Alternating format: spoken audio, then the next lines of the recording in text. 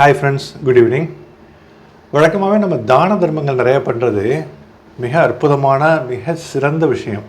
நம்ம வாழ்க்கையில் நமக்கு மிகப்பெரிய தன்னிறைவை, ஒரு திருப்தியை, சந்தோஷத்தை தர்றதோடு மட்டும் இல்லாமல் நம்ம பல தீய விஷயங்களிலிருந்தும் பாதுகாக்கும் கேடயமாக இந்த தான தர்மங்கள் அமைந்து விடுகின்றன. அதை மறுக்கிறதுக்கே இல்லை.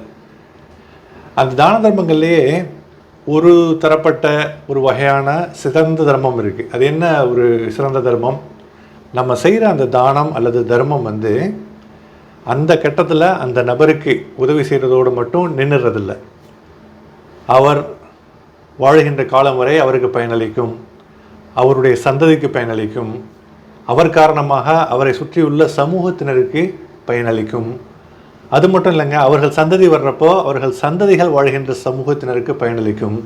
இந்த மாதிரி முடிவே இல்லாமல் பயனளித்து கொண்டே இருக்கும் வாழ்கின்ற காலம் வரையல்ல. இந்த நன்மை செஞ்சுட்டு போனார்ல, இந்த தான தர்மத்தை செஞ்சுட்டு போனார்ல, அவர் வாழ்கின்ற காலம் ஒரு குறிப்பிட்ட காலம் தான் இருக்கும். ஒரு 50-60 வருஷம் வாழ்கிறாருன்னு வச்சுக்கோங்களேன். 70-80 வருஷமே வாழ்கிறாரு.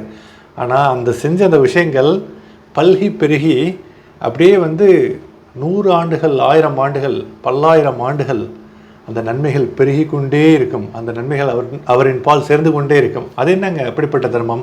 அந்த மாதிரியான ஒரு தர்மத்தை சொல்கிறேன். கல்விக்கு உதவி அளிப்பது, எஜுகேஷன்.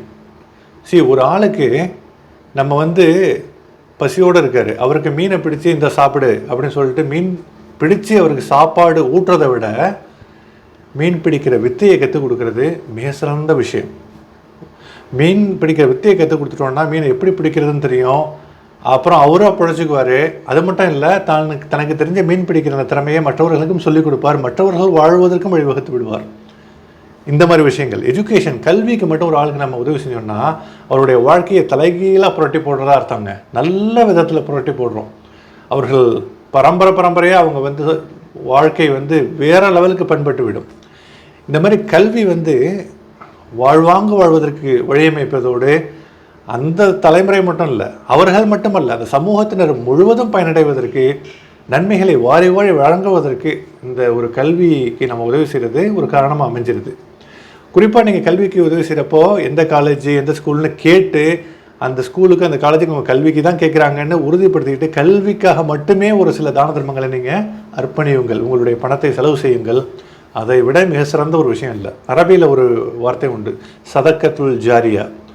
நான் சொன்ன இதே விஷயந்தான். தான தர்மங்கள் அப்போ மட்டும் இல்லாமல் பல்லாண்டு காலங்கள் அந்த நன்மைகள் சேர்ந்து அதை செய்தவருக்கு அந்த நன்மைகள் கொண்டே இருக்கும்.